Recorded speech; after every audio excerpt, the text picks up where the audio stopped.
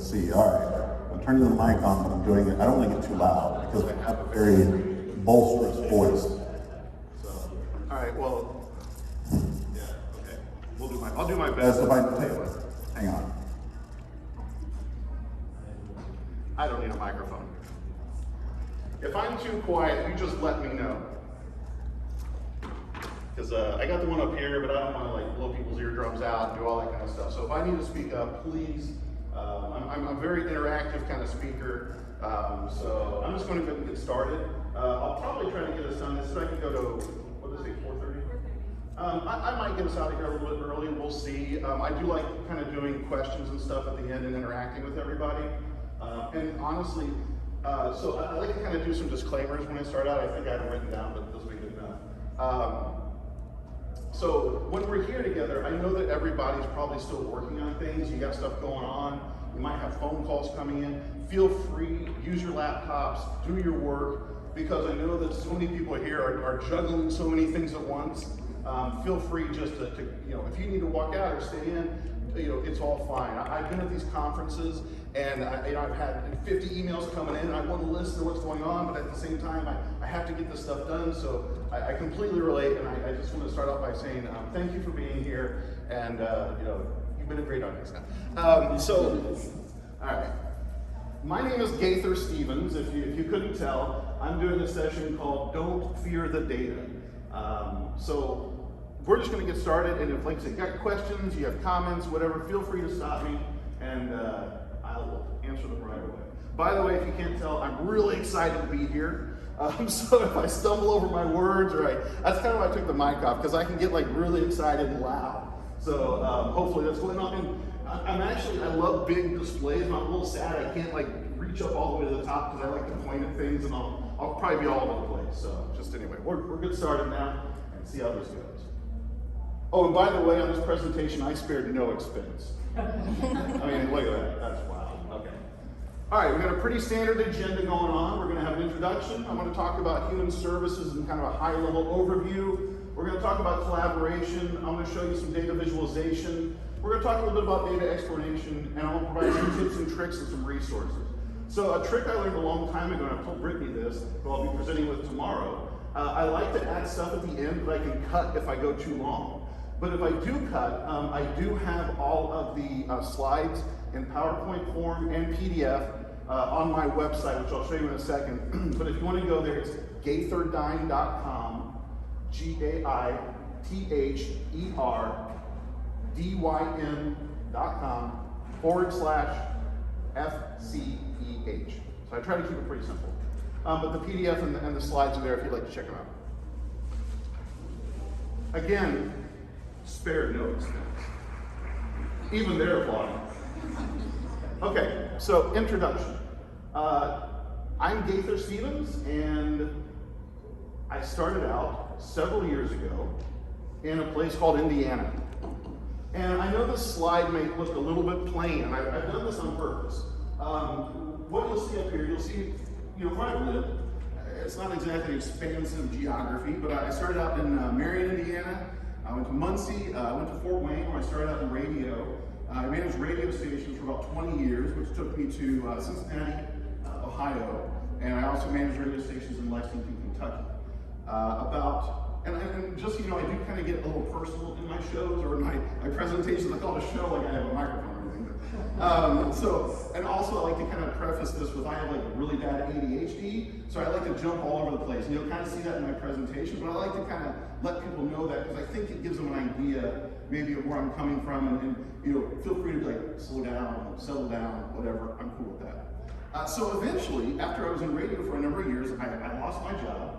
But I went back to school, I got my master's degree, and I moved to Florida, and I started at a homeless coalition. It was incredibly, eye-opening. We had a food pantry, we had a soup kitchen, emergency shelter, rapid rehousing, street outreach was right down the road. So it was kind of like that all-inclusive shop, and I really kind of got to learn about a lot of the different programs, and it was really interesting. And it just, it was, like I said, it changed my life. It was really cool. But what I want to kind of make a point about this slide is, like I said before, it's a little plain. So one of the things you're going to see about me is that I kind of like to make things a little more memorable. So as kind of an organization, it's not very hard to kind of take an extra step sometimes, and it can really make a huge difference. So in a slide like this, maybe just places, you may not remember that, but if I throw in a simple map, and then you can see visually, where did I start out? Up in Indiana. I went down to Kentucky border, I went all the way down to Florida, but now maybe you've got this, if you're a visual learner, you've got this map in your brain that you can kind of bring back to. So I try to like to, maybe show data in lots of different ways. Don't be stuck in a spreadsheet. Don't be stuck in like one form to share information. But feel free to expand out. And you're going to see a theme in the first few slides, just so you know. So here's my education. Went to Purdue University, Indiana Wesleyan, and then Boston University. I finished that in 2015, I think it was 2016.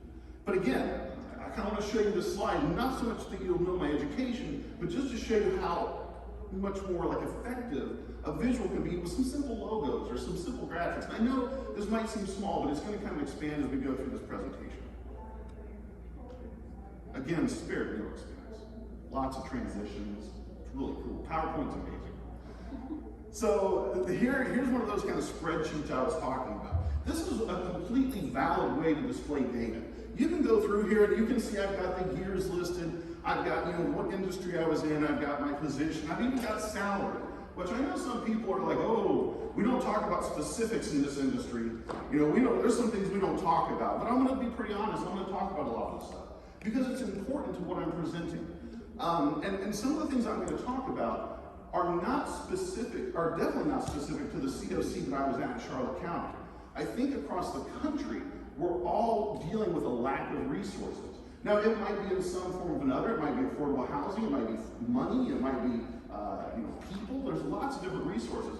But in general, I think we're all lacking across the United States. And that leads us, I think, to bump heads and disagree and maybe have different ideas for the way things that should be done. And it's not so much that any of those ideas are wrong or they really need to have conflict. It's just we're all competing for a limited amount of resources. And if we had more resources, I think we could do a lot more. But back to this chart, or this nice little table going on here. I could change that, and I could make this visual, and I could show you, and this has several things going on. So you've got you've got this line in the middle that gives you that data analyst average salary, which I'm going to tell you right now is $69,000 a year. You're going to see that in another slide. And I'm actually going to address this slide a little bit more and go into detail about it. But this is just kind of a quick way to show you how that you can just take a simple table and turn it into a chart, and it has a lot more layered information to it. But you can kind of see my trajectory here, and really the point of this is just to kind of show you the hit that a lot of people take when they go into human services. And it's not specific to me, this happens to, I think, everybody across the board. And unfortunately, what you'll see too is a lot of people exiting our field because you can make more money in the private sector, and we lose that brain trust, which again, I'll kind of talk more about later. I don't know what's coming up either. I should go over to my laptop and watch maybe. All right, so this brings us to now. I am the CEO of Gaither Dynamic, and people ask me what I do. I do kind of a lot of things. The thing that kind of got me off the ground initially was building data dashboards. And so I'll show you graphics and I'll show you basically a visual way of seeing Hmis and seeing what's been going on in the system. I'm also working on a racial equity dashboard for Tennessee, which is amazing just experience. I'm hoping to actually work with the state of Georgia on a replacement for the VI's cadet. I do consulting. I also am working on a learning management system for Hmis. I think I mentioned earlier something about ADHD. So I kind of bounce around and have a lot of passions. But I'm really kind of drawing it down. I only have about 4 or 5 that I focus on, and it keeps me just kind of in that same field, but yet kind of everything's kind of adjacent and feeds off itself and really kind of builds into something bigger. So that's when I started just about a year ago, full time. I started doing Gaither Dynamic. Don't worry, there aren't a ton of those things because they take a while. But they're cool looking, right? It's kind of neat. All right, so this section is called Human Services. If you couldn't tell that slide. Oh, and another thing I do is I will kind of read from the slides some, because sometimes, being the learner that I am, I tend to go back and I will download a slide deck from somebody, and I will go back and reread it, because when I'm in a conference, a situation, or a learning setting, sometimes I don't process everything right away, so I'll go back, and if the speaker talks a ton off of the slides and kind of ignores them, then I have a hard time as a learner going back. So for people that might actually like that, I do read from the slides. Some people I know don't like it, but I think it helps people like me, so I'm hoping it helps other people too. So in this section, we're going to explore how the system that supports the homeless system lacks support for those that hold it together. I know it's kind of a clunky sentence.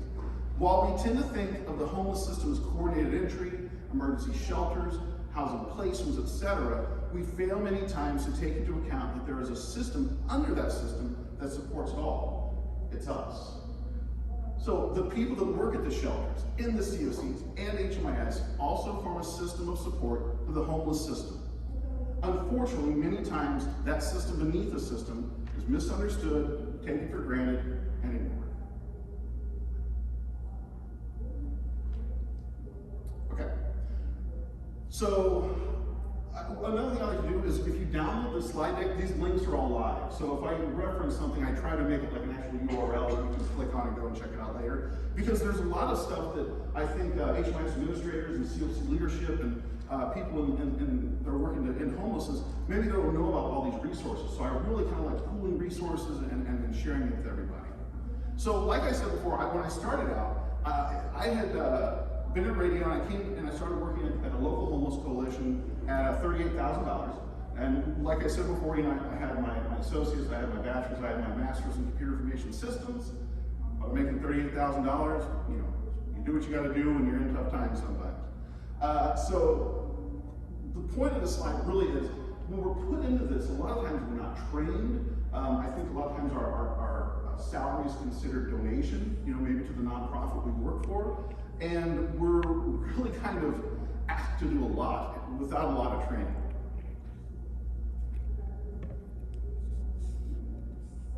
So, this is what happens a lot of times with a specific role at a CSC or HMIS. Actually, this is more specific to me. So, as an individual, I would train and support, and I would monitor well over 60 users in the HMIS. I was responsible for producing, analyzing, and explaining federal, state, and local reports. I did the PIT and the HIC, the SysPMs, LSA, SSF-DQ, APRs, NOFA, you name it, I did it. And I was very proud of my last LSA, which had 0 errors and 0 warnings. And I apologize for people who don't know some of the terminology. We have lots of different acronyms in this field. So LSA is Longitudinal Systems Analysis, which sounds really cool. But we have a lot of federal reports that we have to do. I did IT for the entire organization. I planned, I trained, I conducted the local point in time count. I mean, I sent the newspaper announcements. I got local law enforcement involved. I trained everybody.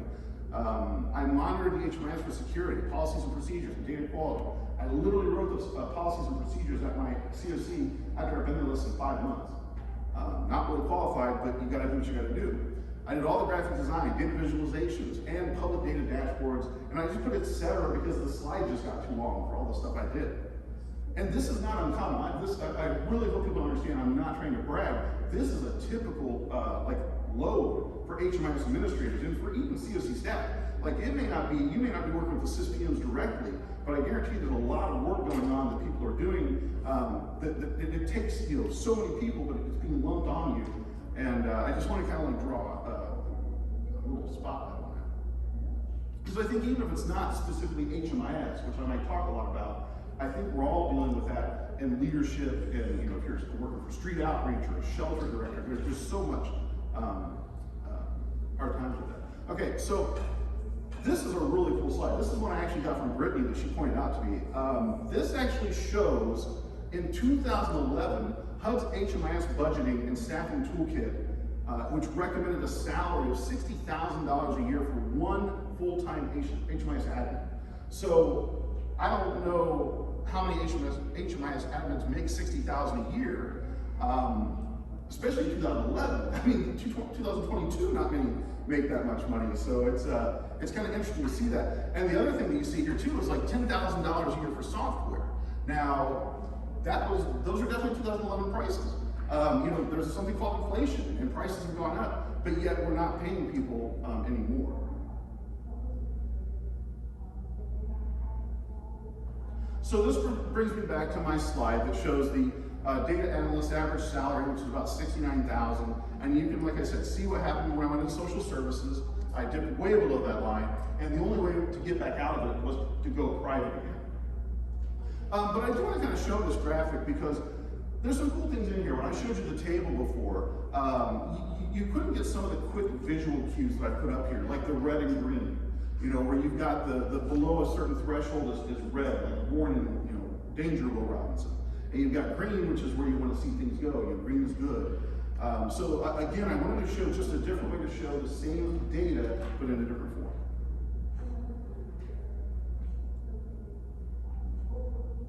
All right. So I actually got this off of, I think it was Glassdoor.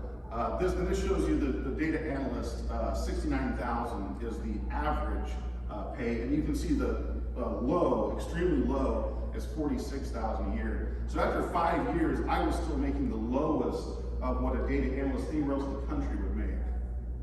And the one kind of thing I do want to say about this is, and I want to kind of make this point, very clear. I am in no way saying that my COC was responsible for this. This is a nationwide, I think, crisis where we don't have the resources. So I want to make that clear. This is kind of, I hope, speaking to and from everyone.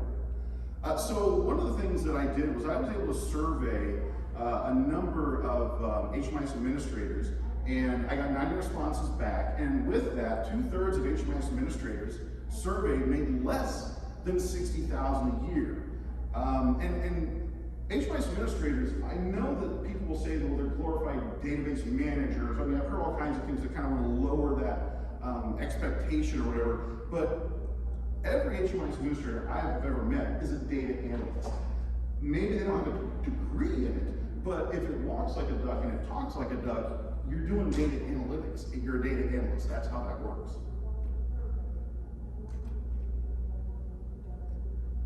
All right.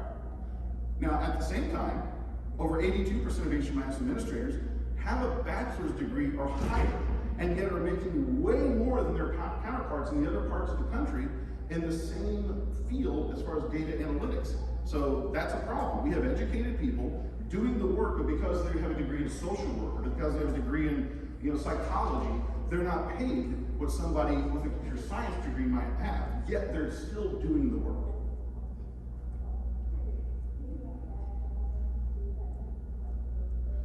So more than 65% of Hmis administrators are asked to perform outside duties. This is pretty common, and we probably all do this. I mean, you get into a job, they find out you're good at graphic design, or you can put a pamphlet together, and all of a sudden you're asked to do all these other things. Well, in human services, they don't tend to stop. You just kind of get piled on and piled on and piled on, and it can be very, very overwhelming. So just, it can be tough, and it's hard to say no because you're helping people. But they were talking earlier about self-care, and that's so important. It really is just an important thing, just to take care of yourself, to take the time out, take a breath, and sometimes say no if you have to.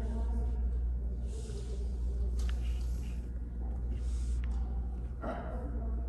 So all of this I've been talking about leads to high turnover, poor mental health, inferior work, reduced overall system performance. It ultimately harms the people we are trying to help by not being able to provide adequate services. And this does not just apply to Hmis administrators, but frontline workers, administration, and more. And this also really needs some low organizational knowledge. And I think we deal with this in the whole field a lot. People just drop out, and all of a sudden the progress we've made, where do we start? We start over. Every couple of years we start over. And you're not going to make a lot of progress if you're always starting over.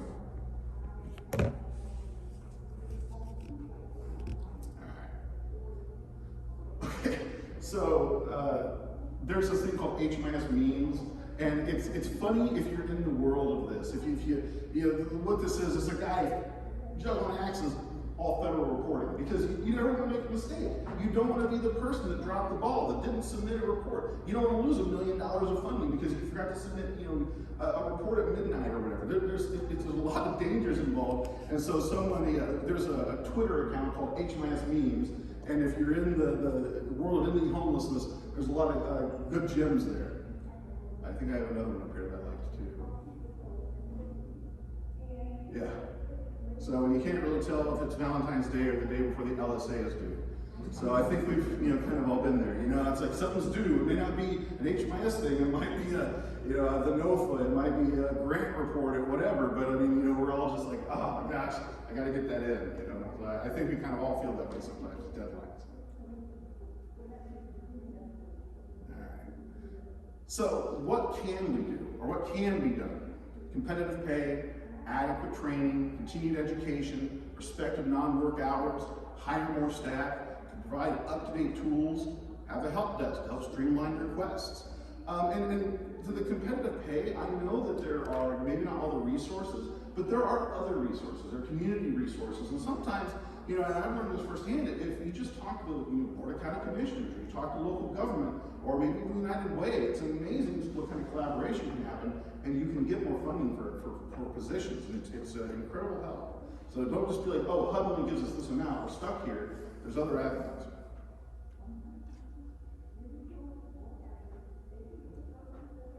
All right. So, collaboration.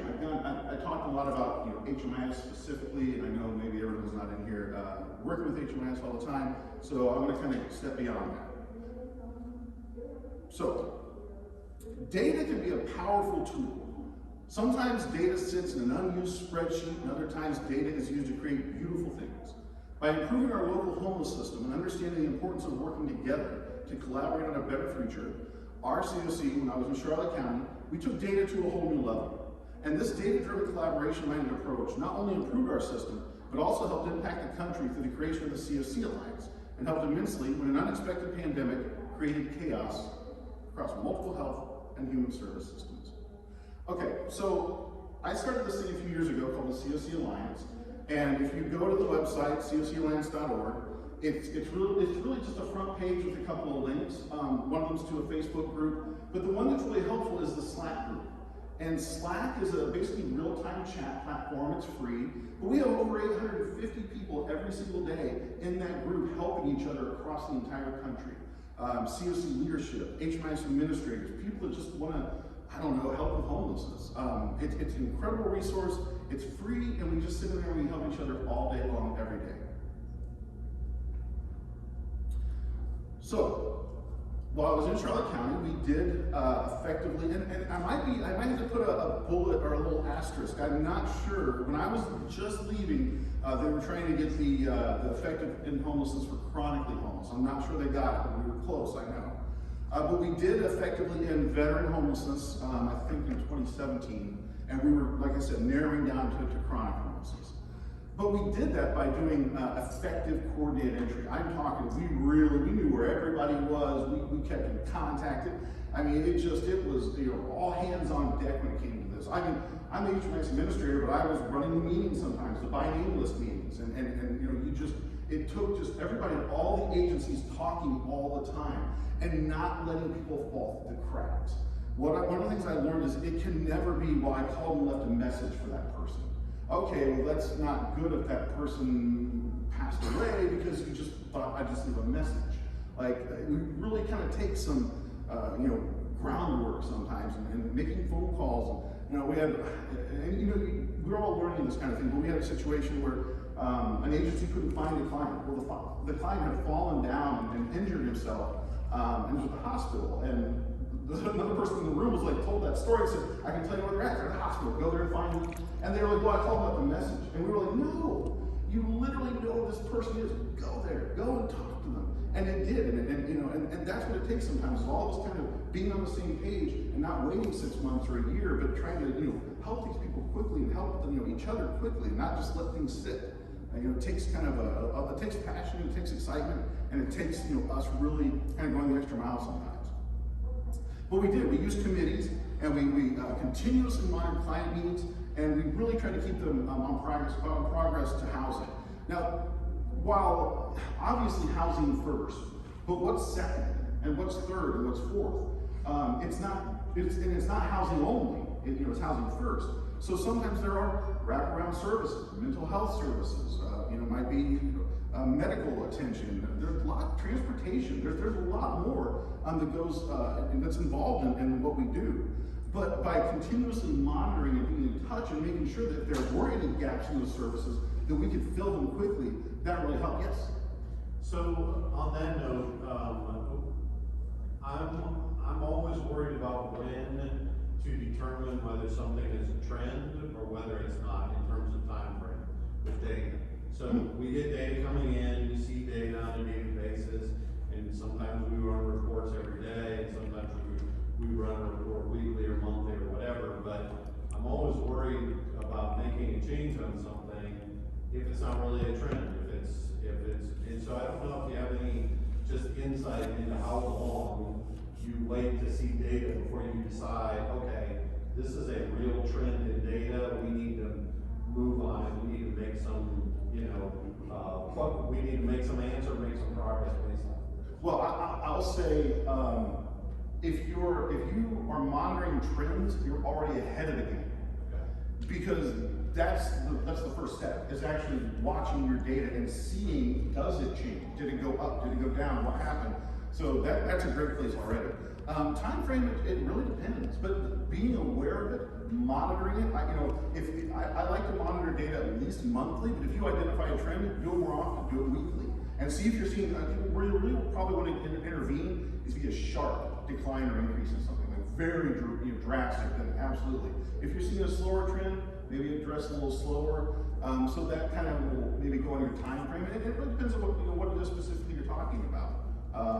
But yeah, monitor the trends, do it more often, and then definitely step in the steeper the inclines or declines might be in that data. And context means everything. But you know what? Ask questions too. And there were times that I would present something to my CEO, and I would say, "Hey, here's this report," and she would look at me and she would go, "Really? You don't want to maybe think about that number?" And I'd be like, "Ooh, yeah, that's not. Ooh, I didn't think about that in context." So sometimes just asking more questions is good. Just don't be afraid to explore it further. But I think it's great that you're looking at trends. That's like I said, a great first step.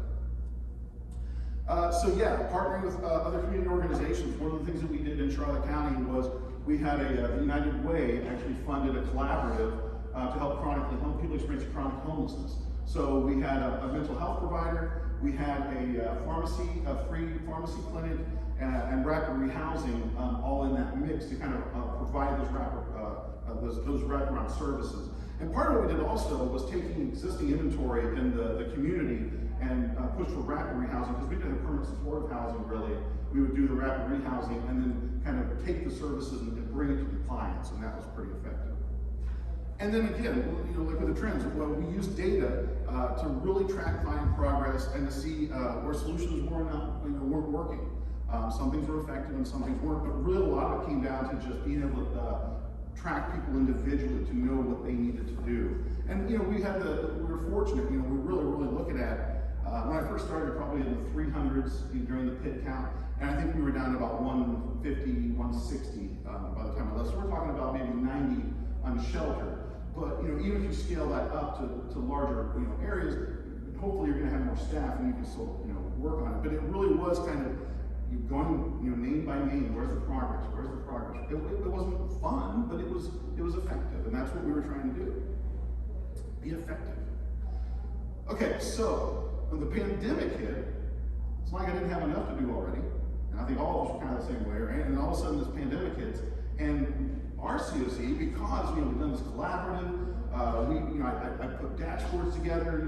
We really kind of, I think, took HMIS in our community and made it very front-facing.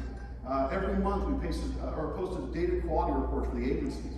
We would, like I said, we had live dashboards right on the website that would show our inflow and outflow out of the system, who we were serving, and just the fact that we were able to put that data out there, the community just was blown away by that. That we were just, not hiding. We weren't trying to, cater different numbers. They could filter by dates and programs. They could just do all they wanted to and see all that data right there, out in the open, and it really gained confidence in our organization with the rest of the community. And so at one point, the local county government was like, you know what?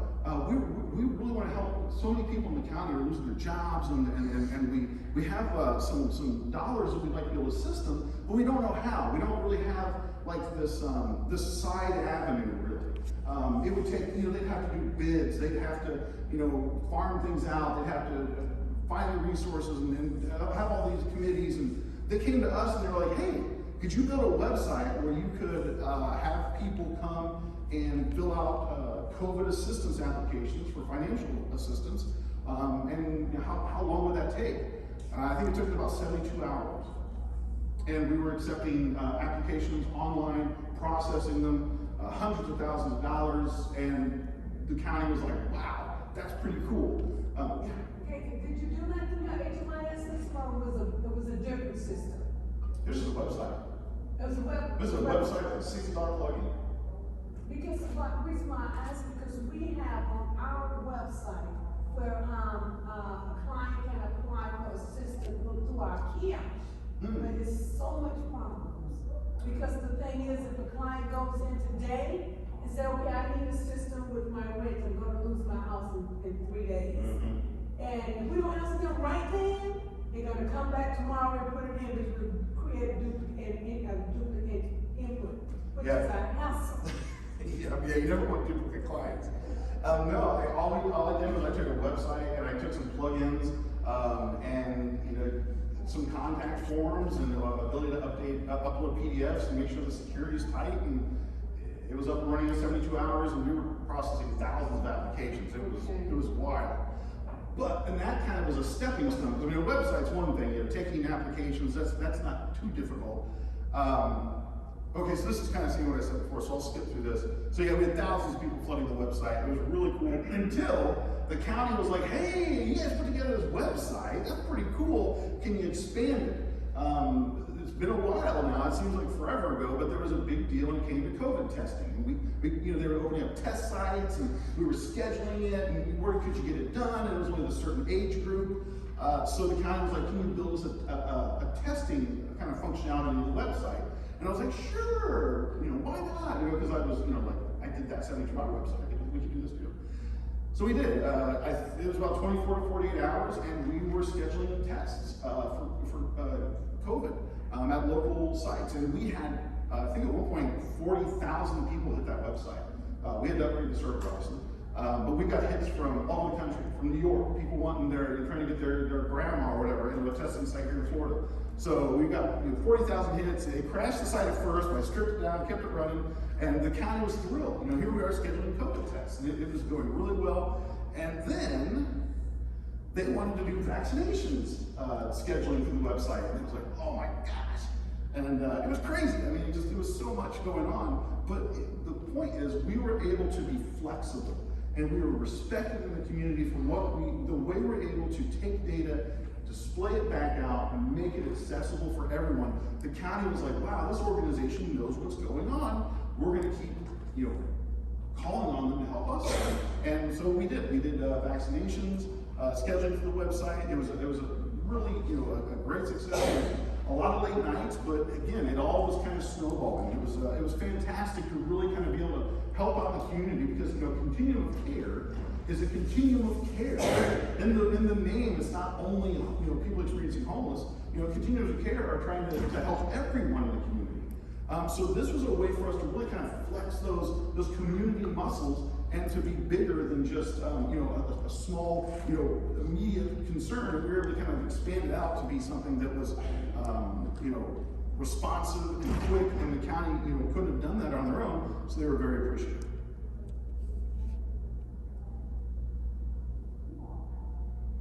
Oh, and I love it. And then Publix did their site, they crashed too, so I didn't feel too bad. It's hard, man. It's hard when you got 40,000 people hitting your site. All right, so here's where we go into data visualization. And this kind of expands on the graphics I showed earlier. We're just kind of a way to kind of really draw people in, is more than just numbers and text and tables. It's the ability to kind of take a simple thing, like 4.98 thousand people, almost 5,000 people. I mean, that's cool. What does that mean? Is that a month? Is that a year? Is that, are those homeless people, or are they, I don't know. It's hard to tell just from something like that. So let's, kind of add a little more context. So that number that you're seeing right there is actually the number of people that was seen during the month of January 2021, I believe in the Orlando Hmis. So now we're starting to see a little better picture. We're starting to see, we're looking at a month. And you see that little line right there. You're going to see next what happens to that when you expand it out. So one of the things that I like to do with data is I like to look at trends. And so when you're looking at, it's hard, especially if you're a COC director or somebody.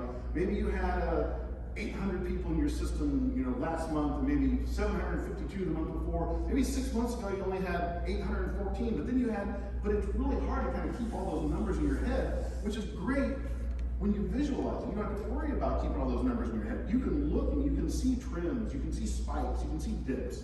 And I like to kind of relate this to like good old math and geometry, where you start out with a point. You start out with a single point, and then you expand that to a line, and then a line, you add another dimension, becomes a plane, and then you add another dimension to a plane, and it becomes a cube. So you're kind of expanding the dimensionality of data. So you're not just looking at a specific point, you're starting to expand that out, and now we're kind of looking at a trend here. And this is where you can do some really cool stuff with data visually. So like this is a layered visualization showing inflow and outflow from a homeless system. So up at the top, you're going to see we're looking, I hovered over October 2021, and there were 891 people that left during October, 891 entered, and 648 left. But you can see there's a spike, and there's this real big gap. What happened there? I don't know, but that would really pique my interest.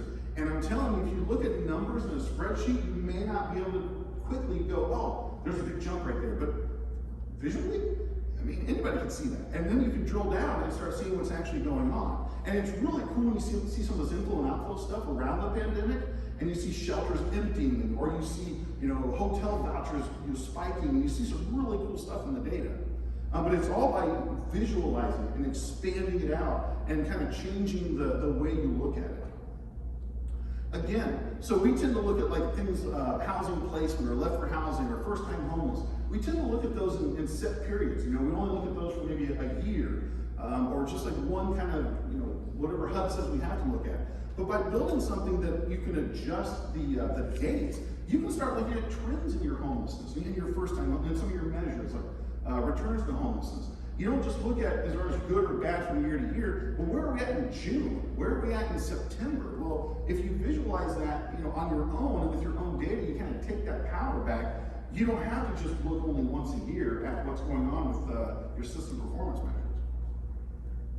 So again, visualization. This is a great way I like to look at data quality. So each one of these little lines has a different point of data quality. So it might be name, social security number, just little errors. But if you notice right here, and we see this a lot, right around October, November, you start to see a lot more data quality errors because every year HUD will release new data standards. And so there's a little bit of ramp up period. Some people may make little mistakes. Maybe staff hasn't been trained yet. But this is a good way to kind of get ahead of data quality problems before they bite you. I had a real big data quality spike in my COC, and I was able to take it back and look and narrow it down to one user that had started the food pantry and was seeing so many people and intaking so many people to the food pantry, it was kind of filtering to the rest of the system. And even though the food pantry wasn't like a HUD project, it wasn't something that people thought would affect our data quality, what was happening was this person was new, they would fill out the assessment incorrectly because they just hadn't, it was one of those things where I don't think the training quite took. But fortunately, I was able to find out quick enough because I was monitoring data quality. We got them trained, everything was great. But what happened was they would intake people to food pantry, and then maybe a week or 2 weeks later, a month later, someone in an actual HUD project, like rapid rehousing, emergency shelter, they would do an intake, see that that person's information was already in the system, then it was only a week ago, it's kind of accurate, they would just click next, and all that bad data was put into an actually funded program. So people like to think that a lot of these projects are separate from the other ones, but they can still infiltrate your data quality. We got that person retrained, and we fixed that little bit of data quality that messed up, and it was clear sailing after that. But if I had waited a year or who knows how long to identify that problem, I'd have been in a lot of trouble. But that monitoring was able to narrow it down to one person and fix all our data quality problems. Well, at least for the moment. So I like to show this graphic just to kind of say, be creative. You know, don't be scared to try out different things. I mean, Excel, you can do charts in Excel. You can do charts online. There's plenty of free websites. You can tablet desktop for $58 from TechSoup if you're a nonprofit. So this visualization, it's wild, I know. This is called a Sankey chart.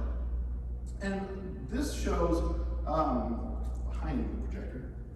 So this is the last exit for clients during this particular period. So if they came from institutional, or they came from the homeless, it's their living situation is what that's called. So when they came into the system, what was their living situation? And then what projects did they go to? So they maybe went to emergency shelter, they maybe went to rapid rehousing. And then what were the outcomes? So you're kind of seeing this kind of snapshot of when they left the system, what was their quote unquote experience? You know, how did they come in and how did they leave? And as you can see, the homeless, you probably can't read it, but the red is the homeless over there. That's a pretty large portion, and by the time the people exited, there was a lot more permanent going on and a lot more permanent housing placement. So this is, like I said, a creative way just to kind of be fun with the data and see what's going on. You can see where your other or institutional, like maybe they're going to launch emergency shelter, they're going to transitional housing. I don't know, it's just a creative way to look at the data. What is the name of that chart? A Sankey, S-A-N-K-E-Y. Thank you. Sankey chart. Yeah, they're super cool. Okay. Okay, so you put it all together, and you can have a dashboard. And it's just really, when I started doing dashboards for my COC, I started out very small, and I just kind of add a little bit here, add a little bit there. And actually, initially what I did was I just took spreadsheets, or I would take APRs, annual performance reports, and I would just kind of make them visual. So I would take a number in a report, and I would just display it in a way that made it easier to read. Now this dashboard will actually do calculations, you can change dates and everything. But this is the kind of stuff that COCs can do to just kind of show the performance and show the effects they're having in the community. But this also becomes a data quality tool. It also becomes a way for agencies to empower themselves. They can run their own reports. So I really just think that data visualization and making that data available to the community is just extremely, just a boom to the organization and really just helps everybody. So I'm just going to show a little bit more. So like here's subpopulations. And I'll tell you what we see sometimes is we'll see big spikes in people experiencing chronic homelessness. Or maybe if you get the youth homelessness grant, maybe you'll see the children spike as you start taking more. But it's a great way to, like I said, to kind of monitor those key performance indicators or KPIs. And then I just like showing, I like the colors and stuff. So this is just kind of showing a way to visualize age. And there's no right or wrong way. It's just kind of finding ways that people can digest that information with a quick glance. Maybe we want to look at gender, race, ethnicity. So don't be scared to.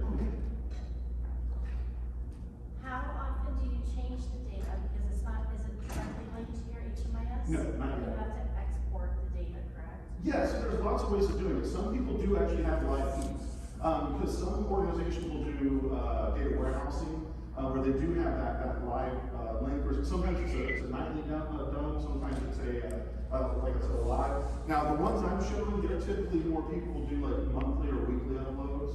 I recommend probably at least once a month people need to kind of check their data somehow. So that's what I recommend for those kind of dashboards. But absolutely, you can do them live, real time. You can do them, through overnight dumps to FTP servers.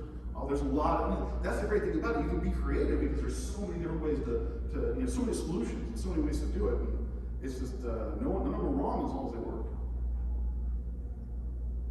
Okay, so I don't know if you know this or not. So like I said, their HUD will update the data standards every now and then. So they just in the last year kind of changed the way that we looked at, we categorized race and ethnicity. And it gets a little wild when they do these changes. Just be ready. Every once in a while, you never know what the data can do. But I just got to put this there. I thought it was fun. I won't go into too much of the race and ethnicity here. I'll talk a little bit more about it later. But, yeah, so again, visualizing race.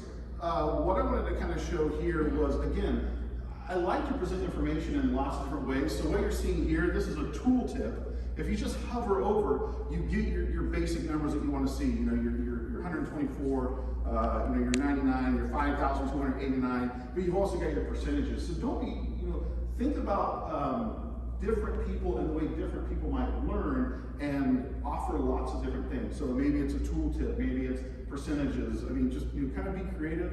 And again, colors help, especially differentiating when it comes to bar charts and things. It's really good to kind of make sure that things contrast. And some of those are just design tips, but just, you know, again, getting it out there. I have a friend that develops software, and he's like, the most important thing is to get it out there. Because if you never get it out there, it's guaranteed to fail. But if you can get it out there, get feedback and input, then you can still make it better. But if it's not out there, no one's ever gonna know. So yeah, this is showing us from like I just want to show this graphic from like the standard point of view, but then, yeah, so what's cool about this is you can actually show only one race. So this is kind of a tweak with that data standard that people, it used to be like primary race, secondary race. It's very kind of rigid in that. Now you can be all the races, or 3 races, or 2 races. There's not that limit of what do you primarily identify as, and then what's your secondary. It's now, you could, you know, like I said, you could check multiple boxes. And so what you're seeing here is I've done show only, Black, African American, African. And what's cool though is it's not eliminating the other categories if people are multiple races. So I think this is kind of cool because rather than just showing that one bar and kind of isolating one race, it's showing the diversity, it's showing the people that have multiple races. And these can be combined. I don't remember if I did it on the next one too. And then you can go like, what I did? I think I did, yeah, white. So now I'm looking at showing only white. So but you can still see that there's the multiple categories, which I think is really neat when you're kind of looking at the diversity of your population. Which brings me to racial equity exploration. So this is just something I'm really just kind of getting into. I'm still kind of new to it, and this is more kind of, again, I sat down with some charts and some data, and I was like, what can I do with this? What can I explore? And so I thought, you know what, let's look at the successful percentage of people by race in housing placement. Not comparing them necessarily against each other, but just, you know, how successful, what percentage, you know, of Black people can go into, you know, are successfully placed. What about white people? And so what you start to be able to see is we can kind of break those numbers down that before was just one chart or one line, and we kind of break that out into qualitative fields now. So we're looking at this percentage of successful housing placement, and you start seeing differences. Some people are, you know, some races seem to be more successful or less successful, but what's even more interesting is that someone could say, well, you know what, right now, our system's fine, you know, I mean, the white, you know, category is a little bit more than the Black or African American, but it's not by much. But what they maybe might miss is back here, where it wasn't so great. And what happened? I don't know. But that's the kind of stuff that you look at, you see this massive gap, and you're like, I want to explore that a little bit more. Why was this large jump right here? I don't know. It may be just because there's such a low number of people that a small shift will be, that might look massive, but it still is something that I can explore. I want to know why are these massive changes happening. Same thing with Hispanic and non-Hispanic. I could have run a report during that month that they intersected, and I can go, there's no discrepancy. Oh, what if I looked a few months before or a few months after? That's where trends really come into play.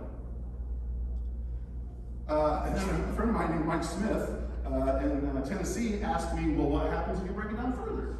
What about gender and race? And I was like, yeah, let's check it out. And sure enough, there is a discrepancy between gender and race as well in the data that can be easily visualized and easily kind of pointed out to where we need to explore. Oh yeah, so this is a dashboard that I did for Tennessee, their balance of state. They needed to show CV spending. So this comes out, and they update this about once a month is what they do, the data dump on this. Just something that they did front facing for Tennessee, and it's been really good. This is also from Tennessee, and this is showing that Sankey chart as well. But what this one is showing is just where people are, this is where they're exiting, and then what projects they're going into. So it kind of shows that you can get a little more creative with the data anytime.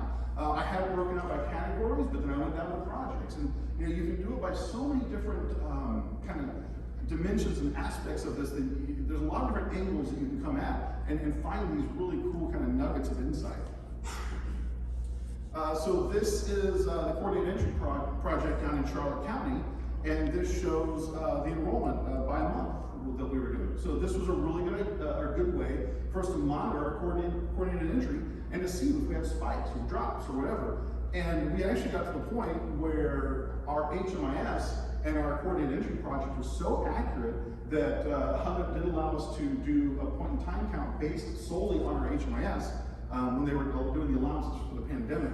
But it kind of spoke some confidence into our data that our PIT number and our coordinated entry project were so well aligned, and those numbers were so close together, it really kind of gives that extra confidence in what we were doing. So this one might be a little bit much to digest, and I know they're working on the replacement for the VI SPDAT, but a lot of communities, and probably most communities, still use the VI SPDAT. And this was just a way for me to kind of go, you know what? The people that come into our system, where do they fall on that kind of scale for the VI SPDAT? Because the VI SPDAT is broken down into segments. And so if I remember right, the first part is like no intervention needed. They'll probably self-resolve or whatever. And then it's like, oh, well, you know what? This person might need rapid rehousing. They need some assistance. And then the most extreme, they need permanent supportive housing. And so that's why you're seeing that those segmented off like that. But it was really interesting, I thought, to see where our clients fell in that kind of that spectrum. It's like, are they all on one side? Are they all in the middle? And this kind of gives you an idea of what capacity do you need? Well, I mean, the VI SPDAT tells you, you've got 3 different suggestions, and you can see where most of the people are falling. So it's a great way to kind of take a tool that we all know about and just explore it a little bit more, and maybe take a step further than I think initially people want to go with it.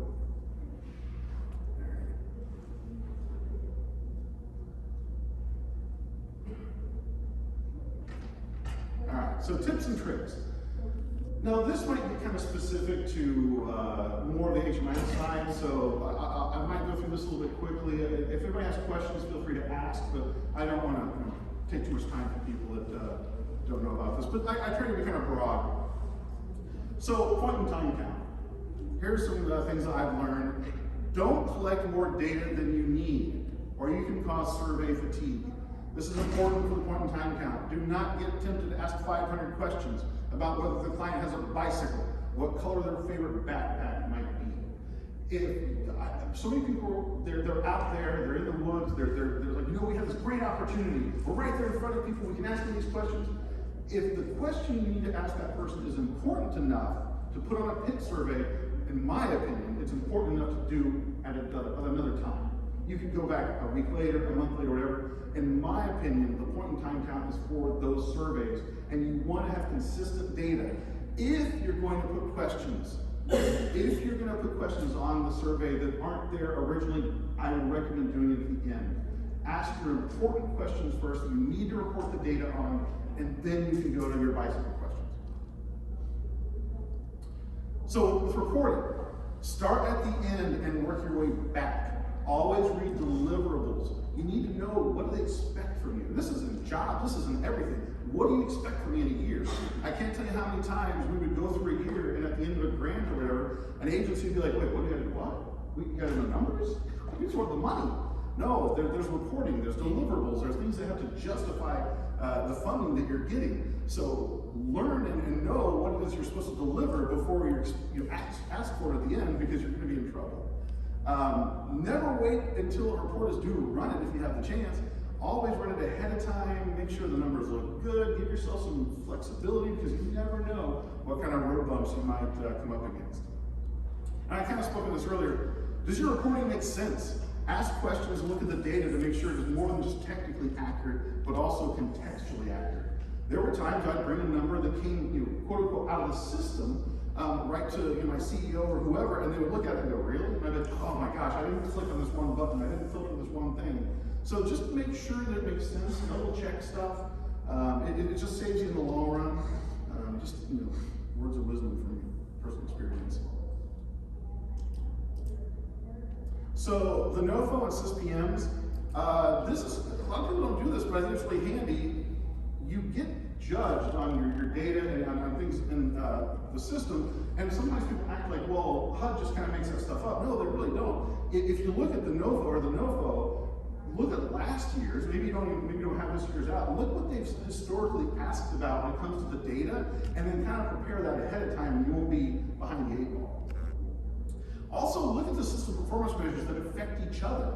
I've seen situations where some projects may want to bump up their permanent housing placement.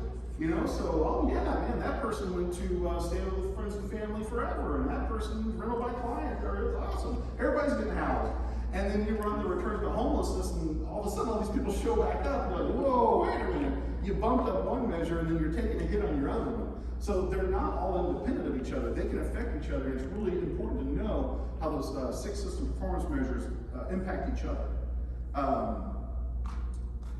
Yeah, and the other one, I don't know if I have it on here or not, if I don't. But so the other one I like to look at is length of time homelessness. Just a little kind of statistical tip. If you're seeing a large difference between your median length of time and your average, then it usually means you have outliers.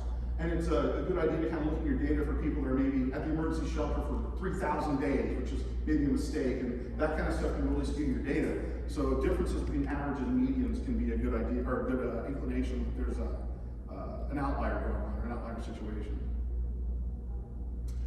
So I like to just kind of put these up there because it's funny the stuff the resources we have that we don't know about. TechSoup is a great organization. I got into Tableau for $58.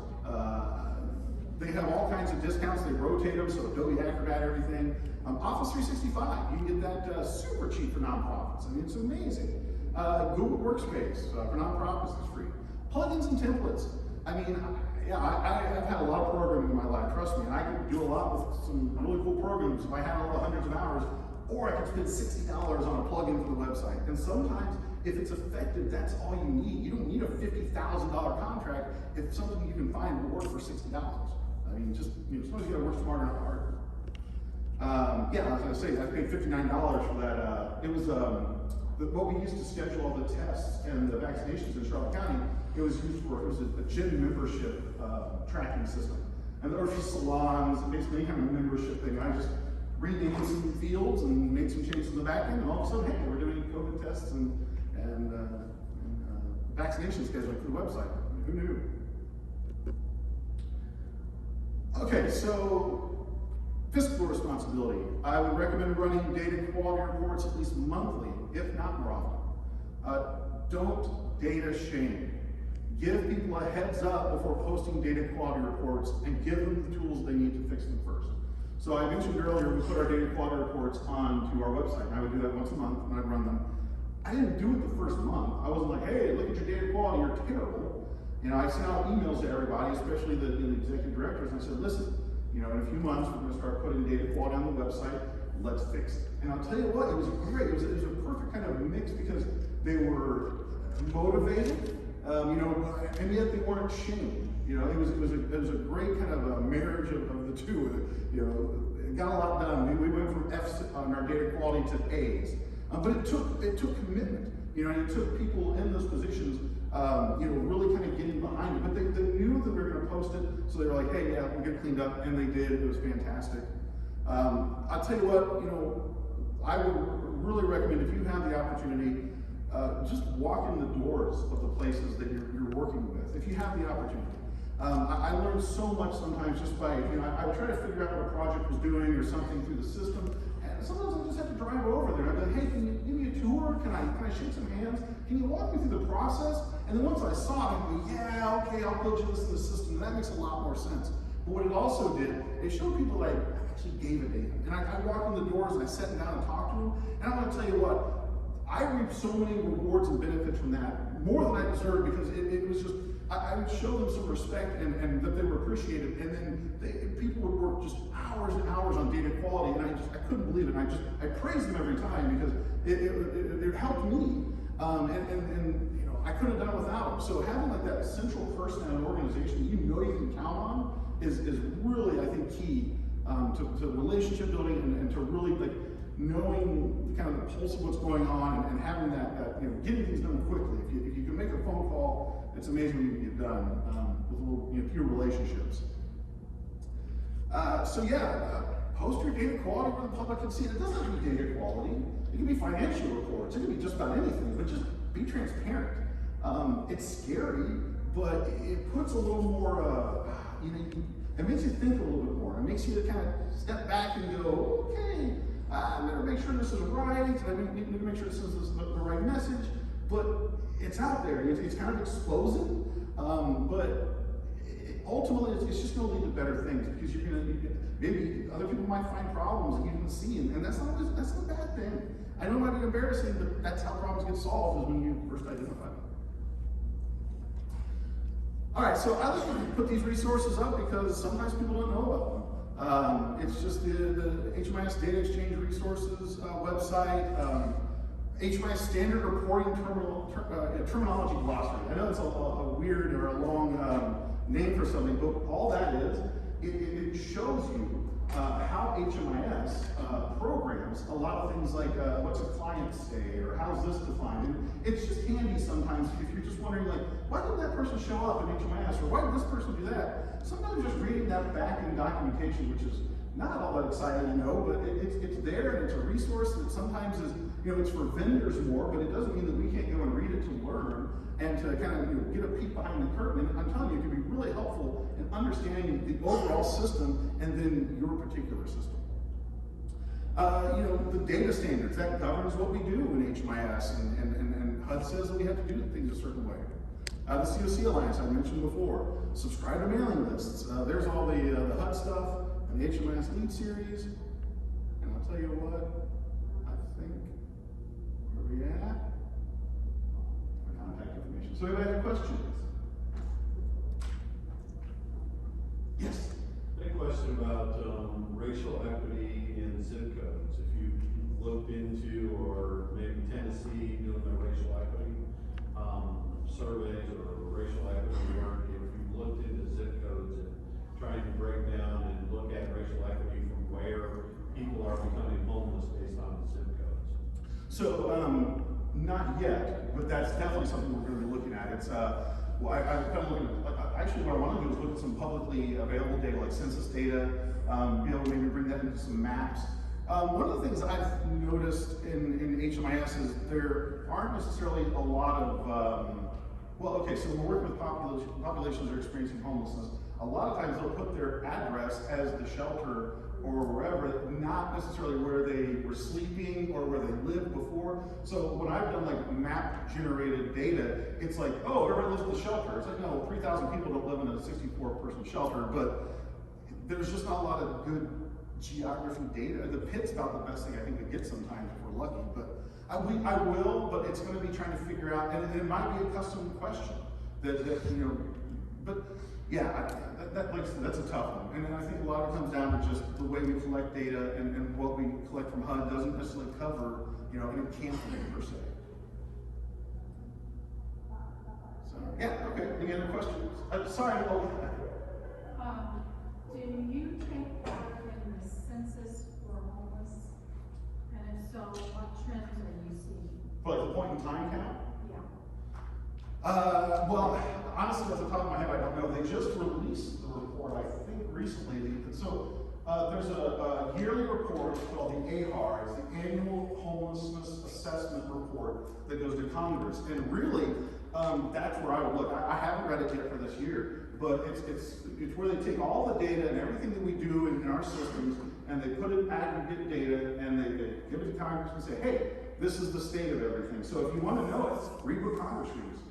It's out there. It's called the AHAR. A-H-A-R. So AHAR. But yeah, I mean, every community is different. So I'm working with about 40 communities across the country, and it's just it's interesting because the makeup is all different, but you know the intent is really the same. So I think that's a lot of times where the collaboration comes into play. So you know maybe Orlando isn't like West Palm Beach, but maybe you know Charlotte County is a little bit like Big Bend. I mean, so finding almost like partner communities or communities that resemble your own could be a way to learn. That's one of the first things I did when I came into this field is I started building relationships with people in the surrounding counties. You know, Brenda here, you know, people, Brandon Snow. I mean, just people are just great people that you know, were nearby, and you know, we've been able to kind of help each other out. And you know, we may not deal with the exact same situations because the makeup of the COC is different. But you know, that's what conferences are for. Make friends and ask questions and find out, you know, maybe you need a resource that another community's already made and they're willing to let you template that out or copy and paste some stuff. I mean, save yourself time if you can. But that's all I have. I didn't want to go too long because I know that, you know, we had the fire alarm and everything, so I wanted to respect everybody's time if they wanted to chill out. But I'm here for questions, and basically I just want to say thank you for coming.